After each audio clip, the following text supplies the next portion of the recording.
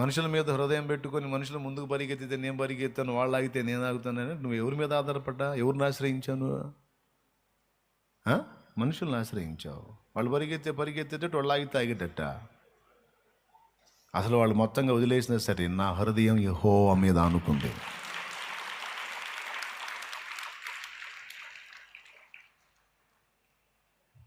వ్యక్తుల మీద నువ్వు డిపెండ్ అయినప్పుడు నీ భక్తి సరైనటువంటి మేలులు పొందలేదు. అక్కడ చెప్పాడు, మేలు వచ్చినప్పుడు అది వానికి కనబడదు. వాడు నిర్జనమైనటువంటి భూమిలో చవిటి పరలయందు ఉంటాడు, వానికి ఎలాంటి ఫలము కలగదు, నిష్ఫలమైపోతాడని చెప్తుంది. స్త్రీ అయినా పురుషుడైనా.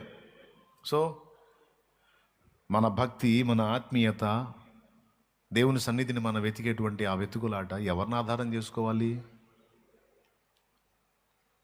దేవునికి మహిమ. ఎవరిని ఆధారం చేసుకొని మనం ఆయన సన్నిధికి రావాలి? ఎవరిని కోరుకొని, ఎవరిని ప్రేమించి? మనకు కావాల్సిన వస్తువుల్ని ప్రేమించా, డబ్బును ప్రేమించా?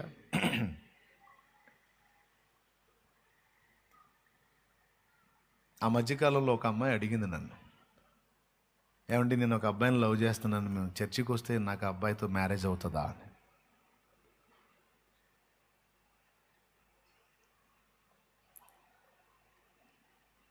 పాపం అన్యురాలు తెలియదు. అంటే అన్ని గుళ్ళు తిరిగినట్టు చర్చి కూడా వస్తే యేసుప్రభుని ఒక రాయేస్తాడేమో, పెళ్ళి అయిద్దేమో అబ్బాయితో.